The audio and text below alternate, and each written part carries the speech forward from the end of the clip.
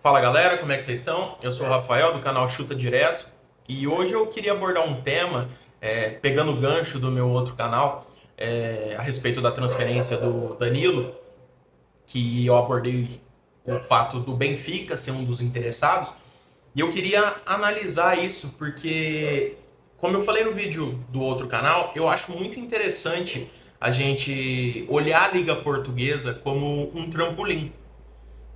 Mas vou explicar melhor para vocês qual que é a minha ideia. Quando a gente pega o Campeonato Brasileiro, eu adoro o Campeonato Brasileiro, mas assim, gente, é um campeonato que é um campeonato com muitas partidas, um intervalo muito curto entre uma partida e outra, gramados irregulares. A gente tem problemas e, claro, a gente pega não só o Brasileirão, como a Libertadores, a Copa do Brasil, principalmente nas primeiras fases, a gente vê nossas equipes indo jogar contra times em estádios que, meu Deus. Então, assim, o nível de enfrentamento ele acaba sendo prejudicado por conta dessa má qualidade dos gramados, dessa sequência de jogos pesado, aumenta o nível de lesão, as chances de ter lesão. E quando a gente olha para fora, principalmente para a Premier League, para uma Bundesliga, por exemplo, para um campeonato espanhol, a gente vê a diferença técnica. Por quê? Esses atletas eles jogam menos partidas, bem menos. Esses atletas eles têm gramados melhores, centros de treinamento melhores do que os nossos.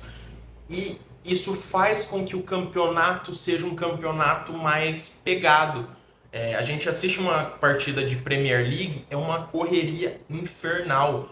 Não que seja ruim, mas assim, a gente não consegue desempenhar isso no Brasil.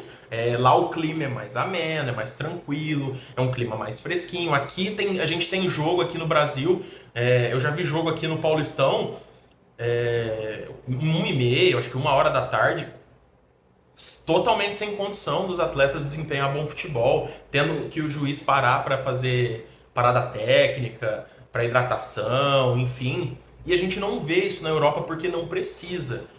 Além disso, os jogos na Europa têm uma distância menor. Quando a gente fala de Brasil, a gente tem uma distância muito grande entre... Por exemplo, às vezes na mesma semana o jogador ele vai disputar uma partida contra um Sport na Copa do Brasil e depois ele vai disputar uma partida contra o Inter pelo Brasileiro.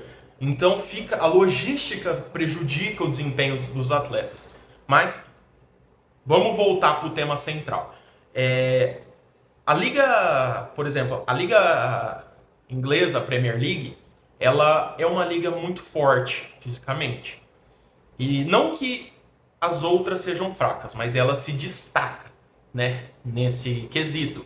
Eles compram muitos jogadores de fora. A gente pega, por exemplo, se a gente pegar o Mundial que o Chelsea jogou contra o meu time Palmeiras, a gente viu que pouquíssimos ingleses estavam no campo pelo Chelsea. Então a gente vê que eles trazem muito de fora e são referências. Então fica muito difícil para um atleta sair do Brasil e ir para um time inglês e ele jogar. Muitas vezes ele vai acabar num banco, porque as opções que estão lá são melhores, ou pelo menos tem a maior confiança do treinador, ou então eles vão acabar sendo emprestados para times que não vão dar essa possibilidade do atleta subir de nível. Então eu vejo com bons olhos, analisando tudo isso que eu falei, o campeonato português, que é um campeonato tecnicamente para a Europa, é um campeonato um pouco abaixo, mas ainda assim tem um certo nível de enfrentamento legal, principalmente se você joga em um dos três grandes, que são Porto, Sport e Benfica, não necessariamente nessa ordem, fica a critério de cada um. Então eu vejo com bons olhos, pois a gente vê exemplos no campeonato português de jogadores que vão para lá e logo na sequência são vendidos por valores astronômicos para times de ponta. O bola da vez agora é o Enzo Fernandes, da seleção da Argentina, que acabou de ganhar a Copa.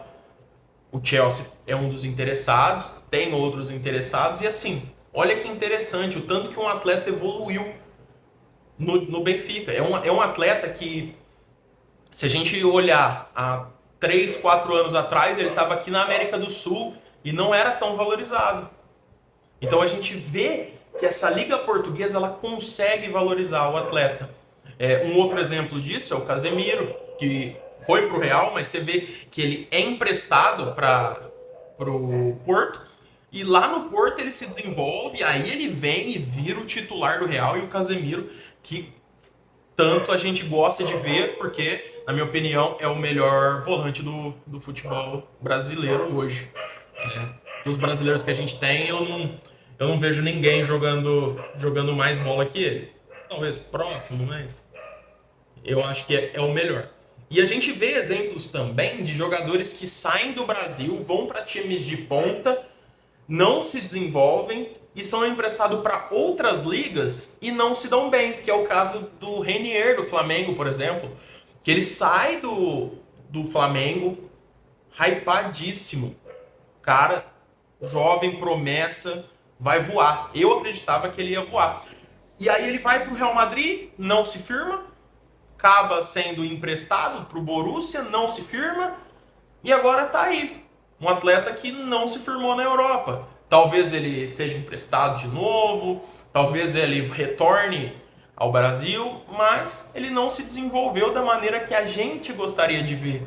E eu acredito que seja muito por isso. Eu sei que é difícil para um atleta recusar uma proposta do Real Madrid, e eu nem acho que deva ser feito. Mas o planejamento de carreira, ele tem que ser muito claro. Nem que for pro atleta, tipo, vou ser comprado pelo Real Madrid, beleza, mas será que eu vou jogar? Pô, se eu não for, já acerta um empréstimo com uma liga portuguesa aí que vale a pena pra caramba, tá? Então no vídeo de hoje eu queria mostrar essa minha ideia. Eu acredito que meu ponto de vista tem fatores interessantes. E é isso, pessoal. Se gostaram do vídeo, deixa o like, se inscreva no canal. Se não gostaram, por favor, comentem nos comentários se você discorda de mim. E é isso. Forte abraço, pessoal. Fui!